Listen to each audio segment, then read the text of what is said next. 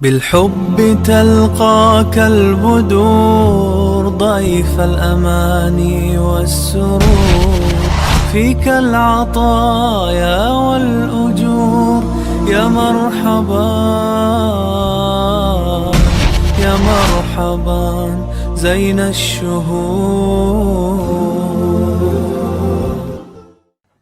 Chers frères, chères sœurs, salam alaikum wa rahmatullah. Voici donc la seconde partie de ce mois béni de Ramadan qui se termine. Nous venons de passer 10 jours de pardon. En fait, ce pardon possède un double objectif. Il vient d'abord de Dieu, à la seule condition que notre chemin vers lui soit sincère. Le pardon, c'est un nouveau vêtement. C'est remettre son cœur à neuf et rendre sincères ses propres intentions. La nature humaine est remplie de choses aussi belles que mauvaises. On ne vient pas au monde bon ou mauvais. On arrive dans ce monde avec cette binarité, avec cet équilibre qu'il est nécessaire de trouver. Ceux qui ont choisi de nier Dieu ne comprennent pas pourquoi l'homme possède ces contradictions en lui, le bien et le mal. Serions-nous prédestinés à être mauvais ou bons? Pourquoi la nature de l'homme est-elle ainsi faite? Eh bien la réponse est simple.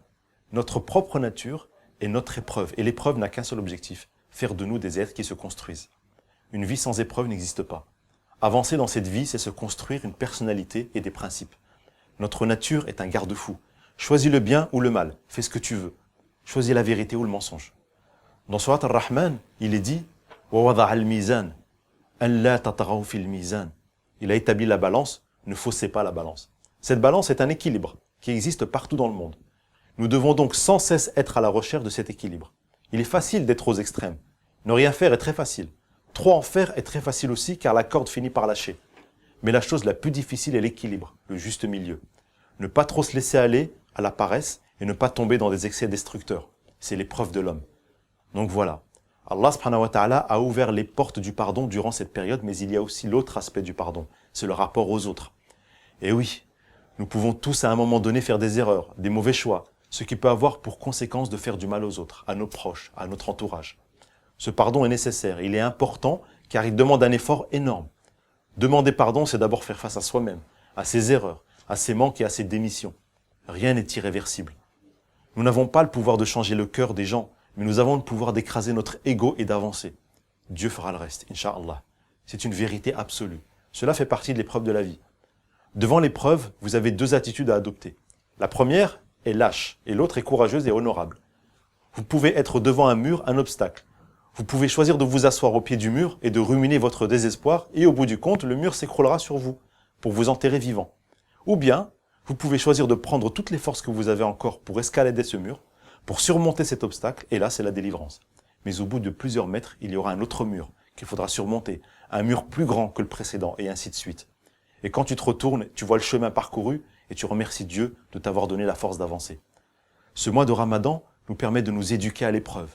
Il faut comprendre que l'épreuve est une alliée, elle n'est pas là pour te briser, elle est là pour t'aider à avancer. Et lorsque tu avances, et que tu arrives à un stade où tu es à bout de force, c'est à ce moment précis qu'une porte s'ouvre, et il faut la prendre. Telle est la vie, telle est notre vie, et c'est de cette manière qu'on se construit. Le prophète Mohammed sallallahu alayhi wa sallam a passé tellement d'épreuves et il est resté debout jusqu'à la fin avec ses proches compagnons. Il a perdu sa femme, ses enfants, des membres de sa famille, des compagnons qu'il aimait. Il est resté debout avec la force de sa foi. Chacun porte des épreuves, et tant que ces épreuves sont là, c'est qu'elles sont surmontables et il faut lutter. Que Dieu nous accorde la force et la patience d'accéder à cette réussite. Barakallahu fikum, wassalamu alaikum wa rahmatullahi wa barakatuh. بالحب تلقاك البدور ضيف الأماني والسرور فيك العطايا والأجور يا مرحبا يا مرحبا زين الشهور.